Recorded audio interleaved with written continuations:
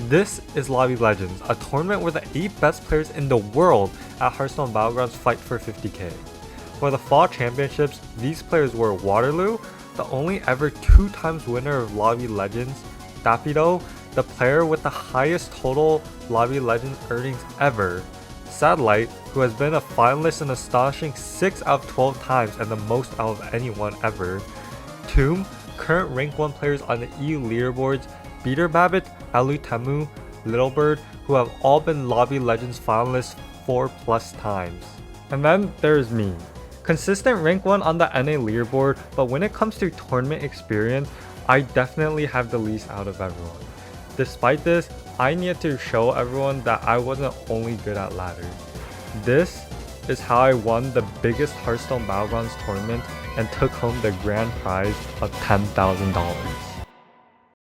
You might be wondering why I've only qualified for 2 out of the 12 total Lobby Legends if I've been rank 1 in this game consistently every single season.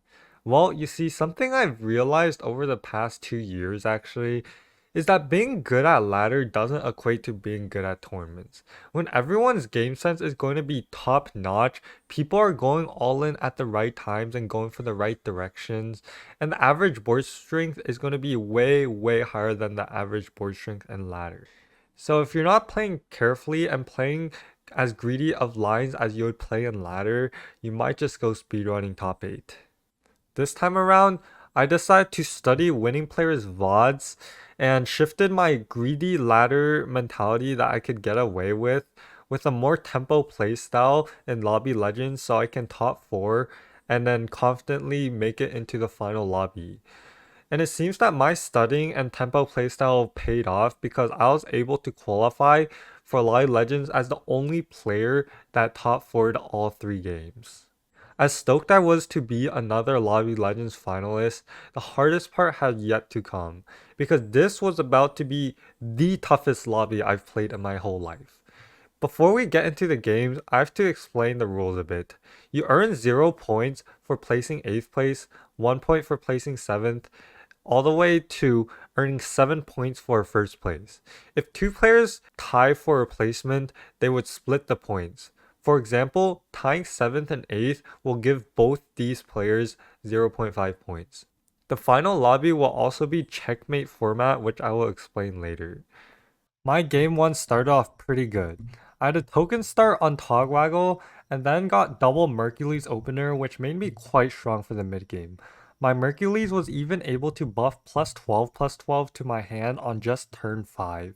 My game plan was to push my advantage, leveling to Tavern 6 with an Elise, and start discovering disc 7 drops. However, this is Lobby Legends. It doesn't matter how strong you think you are, people will be stronger. So despite having a huge Amber Guardian and Feldrake, I was still losing every fight. I fucking lost.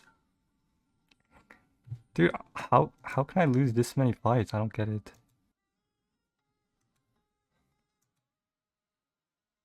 Anyone surprised?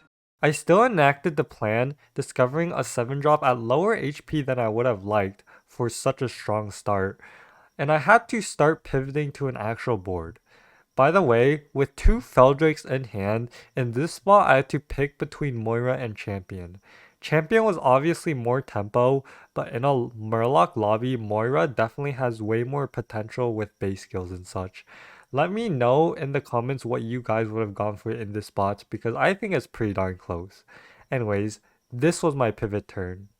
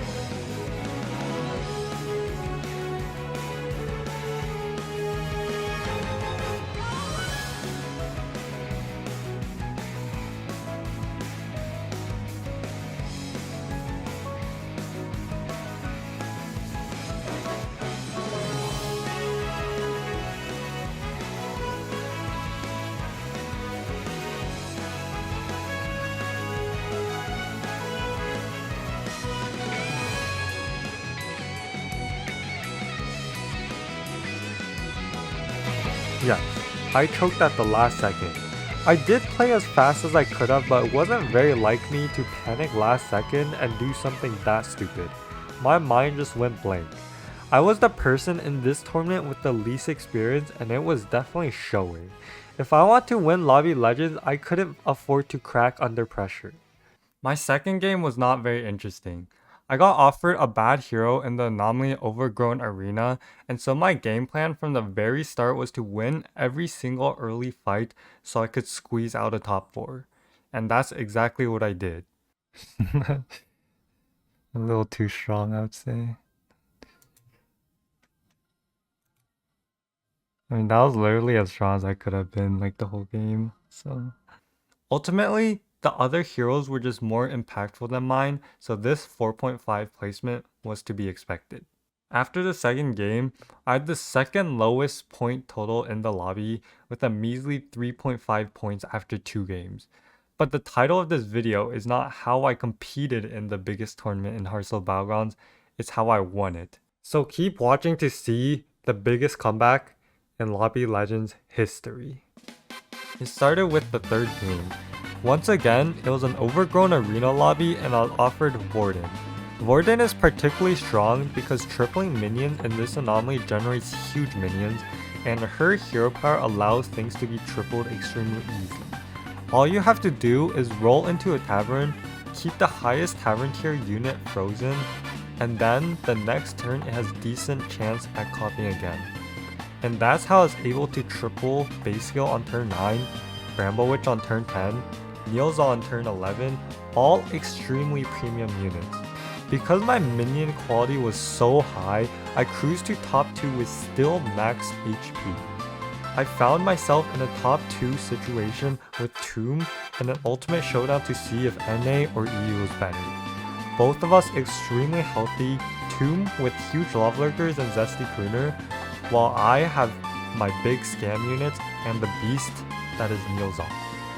The combination of my Ox cleaving every single shield on top of my insane utility from base skill and Bramble Witch, and finally a massive golden coiler, the latest addition to my team, was just too much for even 2 massive love lurkers to deal with, and I took home the victory for NA this time.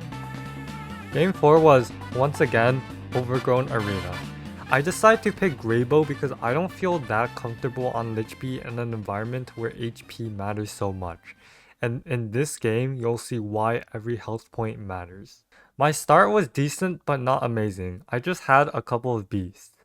Similar to the Syndragosa game, I had a bad hero, so I couldn't go into this game playing for first. Remember, you need a good board to get a first place. You only need a high life total to get a top 4. And so I went on a mission to preserve as much HP as possible. In order to not lose my turn 7 fight, I stayed down on Tavern 3 trying to triple one of my 3 solid pairs. With my opener, I decided to commit to a macaw selfless strategy for the mid game with no real endgame.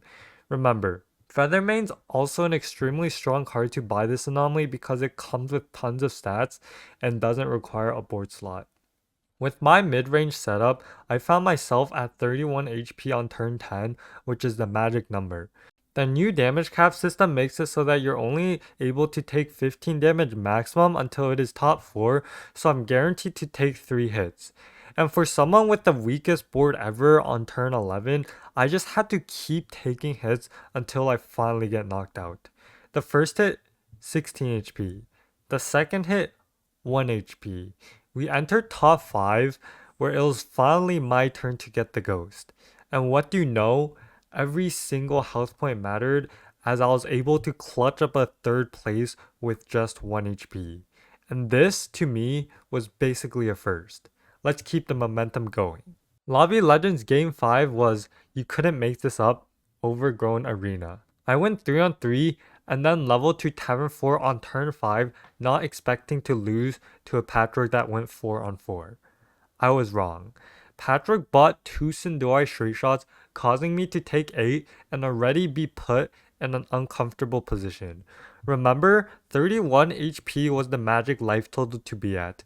2 turns later, I took 15 again and was the first in the lobby to be below damage cap. The pressure was just too high for me to ever level to 5 this game, so I had to tighten up and play the strongest board as possible every single turn from this turn onwards. I bought a Prickly Piper as my best unit early on, allowing me to scale a little bit with blood gems, build a decent wildfire, and fill out the rest of my board with decent ending units such as Daggerspine Thrasher and Selfless Hero. This, as it turned out, was enough to hold until top 2, where I inevitably died, but was honestly better than how I expected that game to go. This game really allowed me to appreciate Daggerspine Thrasher as a card if you're ever playing a Quilper or Naga setup. It's just really solid utility as a Divine Shield and a Venomous. Now is a good time to explain the check format. The check format is a little bit strange, but it's really pretty simple. Once a player has reached 20 total points, they have put the lobby in check.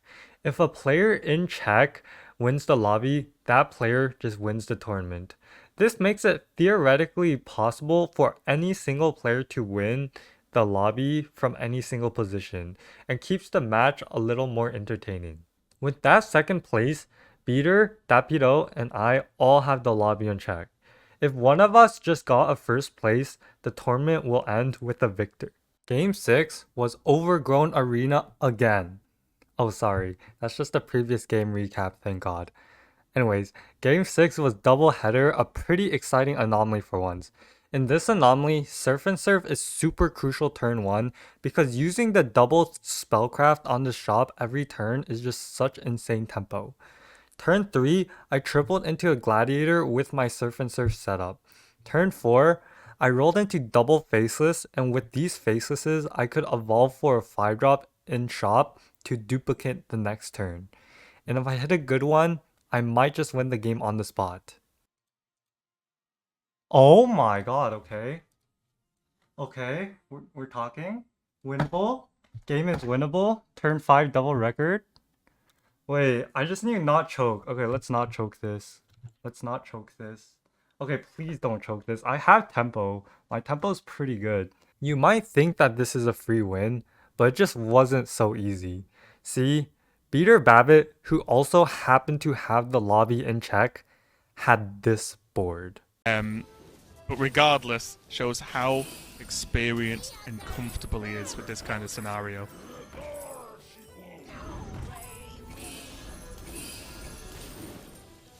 Oh my, it's just infinite, isn't it? This is truly infinite, yeah. Yeah, absolutely, absolutely. Infinite, yeah. You can see even like he sacrificed one of his Tethies to just fit the underhanded dealer on board, right, for some additional scaling, and he's still very comfortably infinite at this point. But again, still good amount of time for this turn, which is fine, but it's all about how the turn finishes. All of this can go very well, but if you whiff at the end, then you're dead. Ooh, glow scale, good pickup there. Yeah, I may have had 2 record smugglers, but something tells me that having 5 Tethises turn 9 is a little bit better. I was actually the massive underdog here. Regardless, I was forced to play what I was offered, which was not Tethys but Boogie Monster, and steamrolled the lobby until it was top 4. My next matchup was none other than Beterbabbit. I figured that he was the second strongest in the lobby at this point from scouting, so I had to go all in to kill him that fight, because if I did, I felt pretty confident that I could beat the other 2 players. Beterbabbit also recognized the exact same scene that I did, and also went all in. So with this fight potentially deciding the whole tournament, the production decides to show the other fight. Why don't you watch the people who are That's only one venomous every prop there. I was extremely fortunate though, dodging a 40% to die, and I had one last shot to build a strong enough board that could beat the Beterbabbit. At this point, I knew for sure that I wouldn't be able to win on stats. Then, Beater and I easily killed our next opponents, and it was top 2. The tournament was guaranteed over after this game. There was a lot going on this final turn. I knew he was playing Selfless Baron variation of Big Pirates, so I picked up Eternal Summoner as my method of popping shields. Leroy is also a great counter to Divine Shields, so running 2 of them is a must. Shield and Manroth and Murgle are ways to deal with the massive stats that his underhanded dealer had. And finally, the real MVP of this game, the unit who stayed with me the whole game since turn 3, of course, Gladiator made the cut. Gladiator's role was to kill his opening selfless and then die, but at least he would die a true gladiator. This, ladies and gentlemen, was the final fight that ended the tournament. To look at a board that is not just raw dumb stats. Yeah. Wow. Yeah, Jeef has been the player showing a lot of resilience so far this weekend, but I think just judging from this response, we may be looking at a winner. I mean, we've seen crazy things happen in Battlegrounds. We've seen unexpected victories in fights, but this just looks overwhelming. Hold. There's still the stats and Hold. the death rolls. There's no venom left. Oh, that's true. There's no venom left on Mia's board. And Jeef still has tons. Wait, could Jeef's resilience actually just pay off? Is this just going to work? Getting the... Yes, I will tell you now. Oh. Yes, it is. The reborn's gonna be enough.